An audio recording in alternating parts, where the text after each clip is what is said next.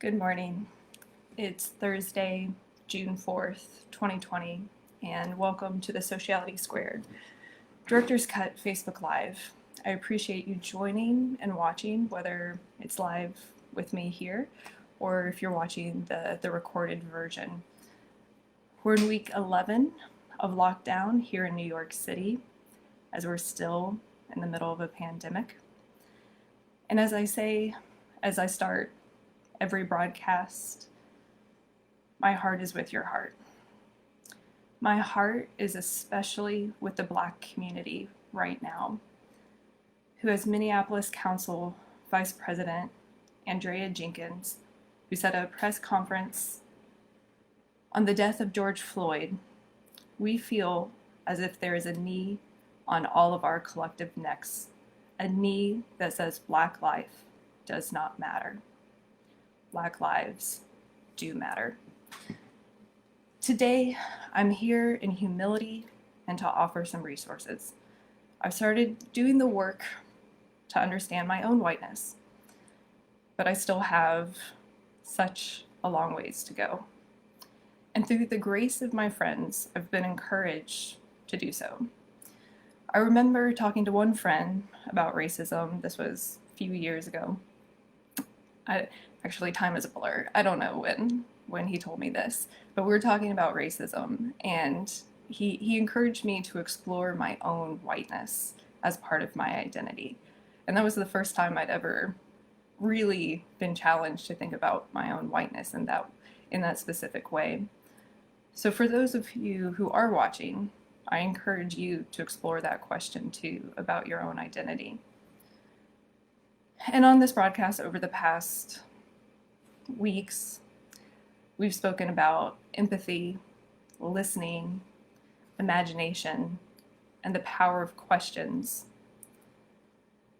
And it's time to use them all. Ask and explore the hard questions to yourself and with your friends and family and with your coworkers. It's time to listen to the Black community and their experiences.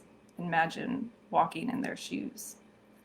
And to any viewers who are Black, I want you to know that we're listening, we're showing up, we're amplifying your voices, and we are here for you. Today, I'm adding humility to that list of topics. No one watching this has all of the answers.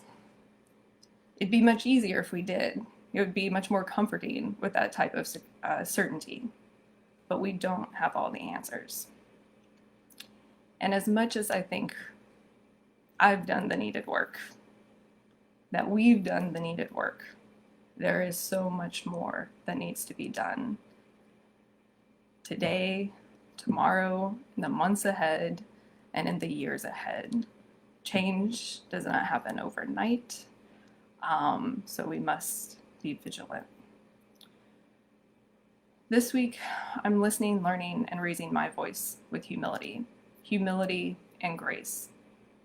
Grace, a lot of grace for myself. I am not going to say the exact perfect thing, and I will likely screw up many times. I will bumble my way through this, but I don't want that to stop me from showing up. And I don't want that to stop anyone from showing up. I watched a Black activist, Brittany Packnett Cunningham, speak last night, and she's great. I encourage everyone to follow her on Instagram and Twitter. And she spoke about radical imagination, about what's possible and the action towards long-term goals. And I really liked that. You know, we had a whole broadcast here talking about imagination, and how powerful that is. So I wanted to share with you the idea of radical imagination today. What is truly a different future that we can imagine for ourselves? I do want to talk about some of the latest news and how to stay vigilant during these times. Graham Bookie shared this on Twitter, and I couldn't figure out how to say it better, so I'm just going to read it. It is easy to burn out on the latest news or get depressed. It has been a hard week for everyone. It has been a hard year for everyone. But related to the news, he says that's the point. It's designed to make you feel alone and discourage you from showing up. In a democracy, we can't rewrite the past, but we can come together and decide our future. It's up to us. And I spoke, a few weeks ago when we were discussing the Amy Webb future presentation, which was really great. But one thing that she said is we have to be active participants in the future that we want. And I think that rings true more than ever.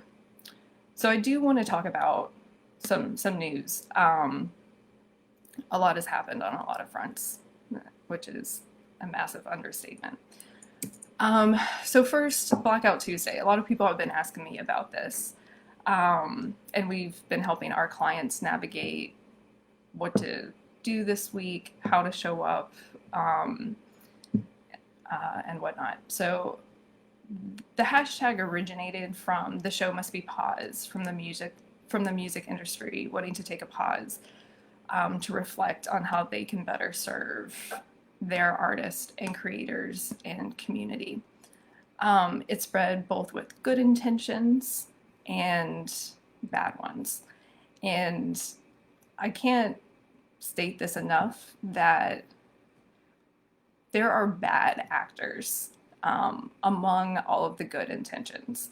I was rereading an article last night from, forget if it was published in 2016 or 2017, but it was talking about a report, I think that I don't have it right in front of me, the Wall Street Journal did, on how Russia literally got 60 different types of events with people showing up in person. And it was very confusing because they were on both sides of the aisle. These protesters were paid and given money and resources to organize these events. And the whole purpose was just to sow division. We know that they did that. We know that they're actively working to undermine U.S. democracy. I don't know how they are participating currently. I haven't seen any reporting on that. But when I think about bad actors, that comes to mind. There's also been a lot of reports about protests, about far extremists showing up, exploiting the situation to sow more chaos and whatnot.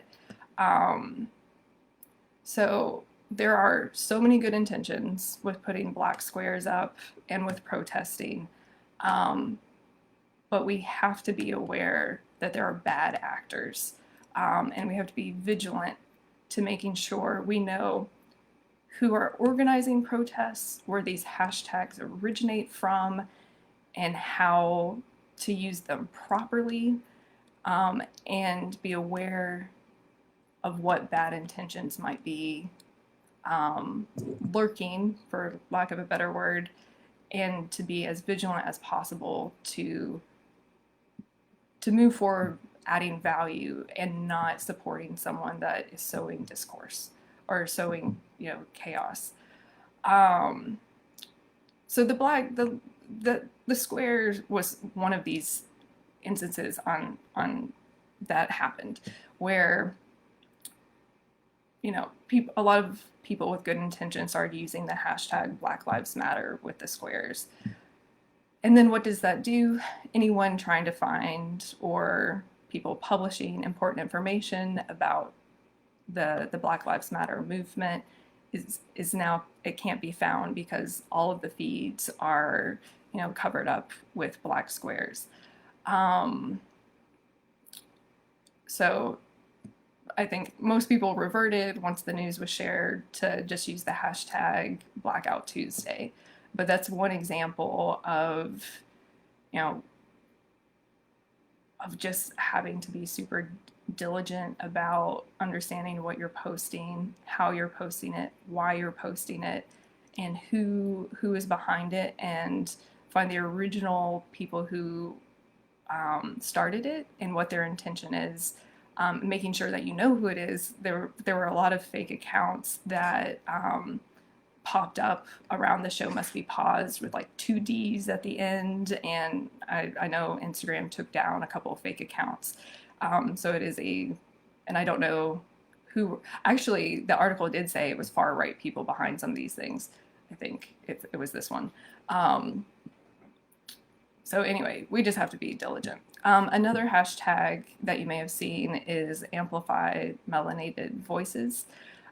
This started on Instagram as an organized challenge by 2 Black women, and it's a social media campaign for non-Black social media users to refrain from posting their own content and just encouraging people to share content from Black creators and lift those voices.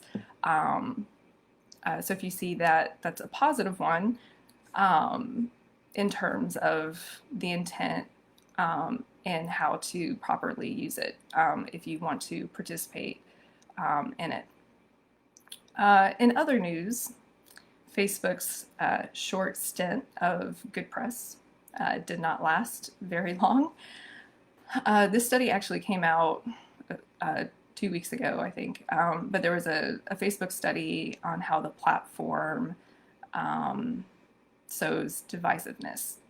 This was an internal study that they did, and it found that in some cases the platform does polarize users, and Facebook largely shelved that study and hasn't done much. And some of the insight into the thinking, and this gentleman, Casey Newton, has written really well about all of this, is the reasoning behind it is the net impact of the different things or Mark Zuckerberg has shared, like the net impact of the different things we're doing in the world is positive. And that, I don't know if justifies is the right word, but it is a reason that, gives insight into some of their reasoning about these issues. It's really problematic if your platform, and Zuckerberg has talked about this too, of, he did a manifesto, I forget what year, of like, it's a right to be connected, and everyone has the right to the internet and to be connected. And then he took a step back, and I think a lot of the world took a step back, like, is it this good for the whole world to be connected? And there's a lot of discussion around that, but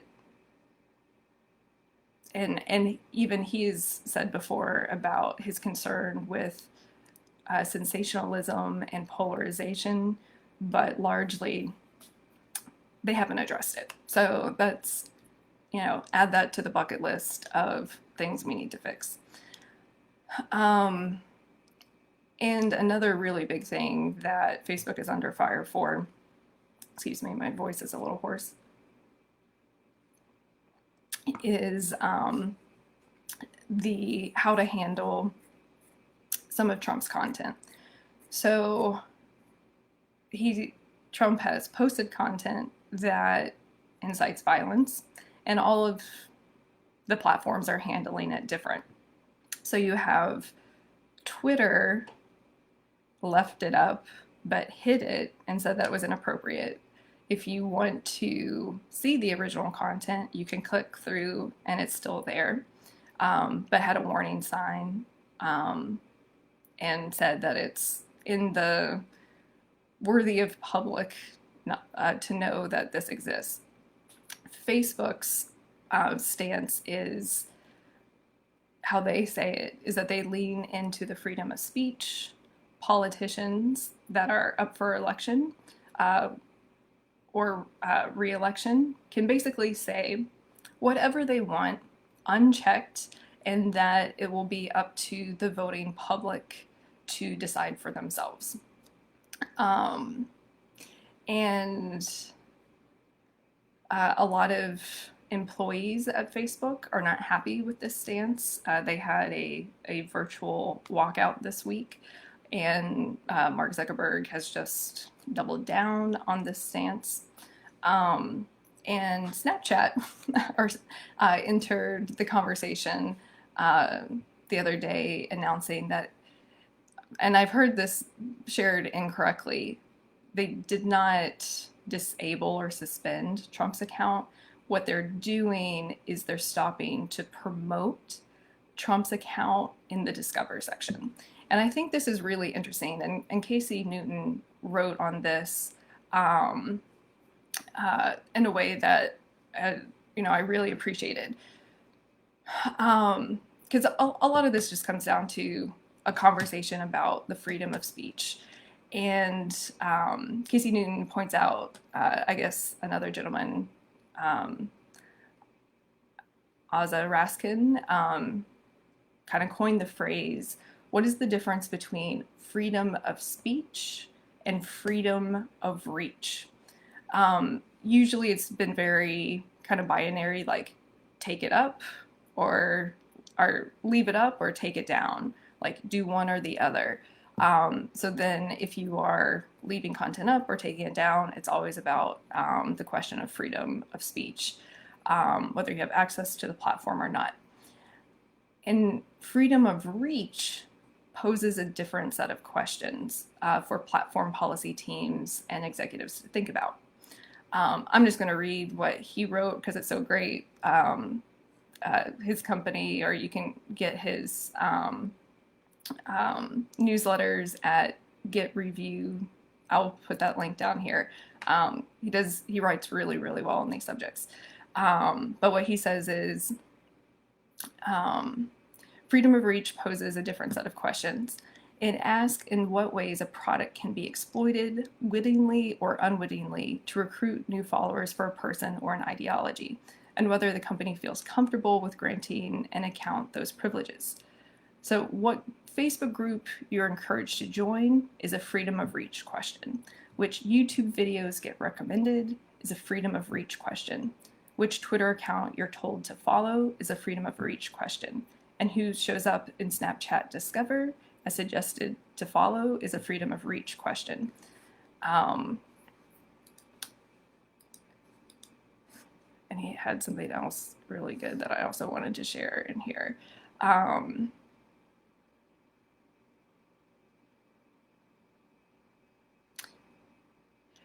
So Snap's decision to remove Trump from promotion isn't censoring, it isn't flagging content.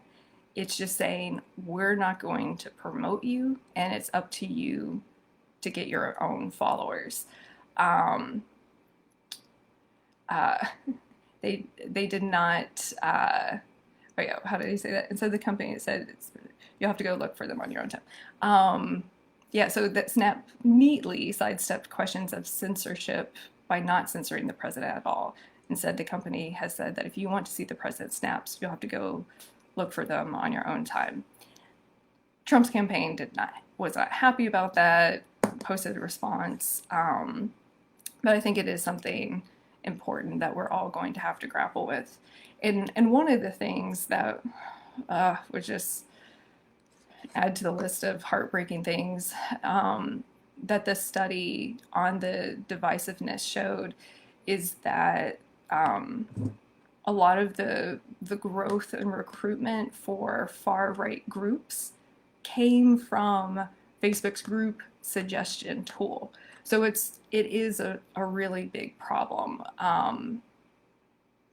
If you look through the framework of freedom of reach and how people are getting content. And I've seen panels at South by Southwest where you have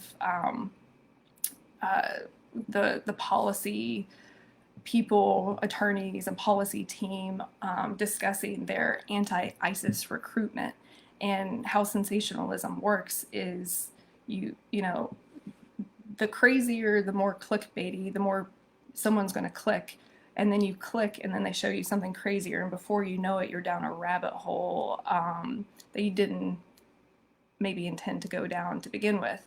And extremist groups use these tactics, among many other, to recruit. So the fostering, like if your only metrics are engagement and sensationalism, gets the most engagement and the most vulnerable people, it's easily to go down a pipeline, especially if your algorithms are optimizing for it.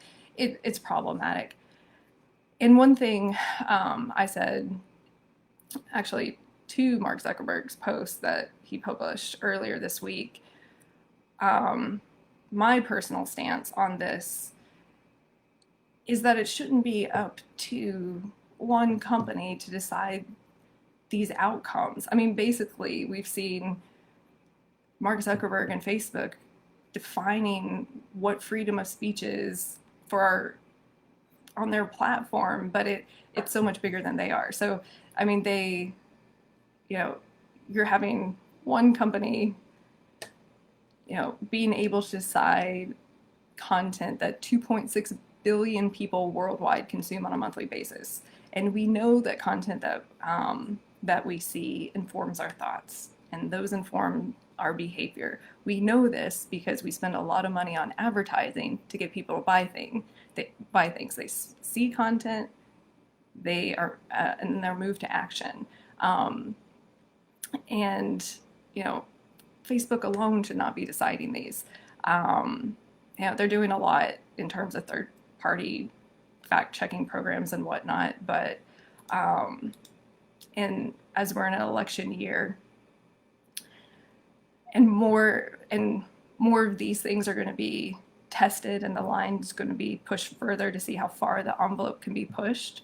We're going to continue to see decisions like this being made, and right now they're being made in a fractured way, platform by platform. So we'll see what happens there. One of the solutions I'm for, there's many different solutions out there. My friend V has some other great ones too that we've discussed, but third-party algorithm watchdogs is one start. But I'll leave that there for now. But again, I guess just to recap all the things in the news, we just have to be vigilant about what we're reading, what the sources are, the hashtags that we're using, and just take a step back, and before we share content, really have an understanding of what we're amplifying. So for the last few minutes, in the spirit, and to end on a positive note, and in the spirit of highlighting a Black voice, I wanted to highlight Taylor Richardson. She is a young woman. I think she's 16 years old. I saw her speak when she was 14 years old at Inspire Fest, which was a great, inspiring conference. And I mean, just the young people are really showing us how to lead the way. And she's just a powerhouse. And she, wants to be a future engineer, scientist, and astronaut. Her handle is Astronaut Starbright. She's an advocate for representation matters. She went to a NASA program, and she looked around and saw that she was the only person with her, with her skin tone. And so she went back and started fundraising and raised money to make sure that other Black kids were able to participate in this program. So already at 16 years old, she's doing philanthropy work and, sharing her dream, which I think is amazing and just so inspiring. And she has t-shirts that she's selling. That's kind of one of her taglines of abundantly different, happily defined. So I'll leave you with that today. So thank you for joining. Stay vigilant, stay safe.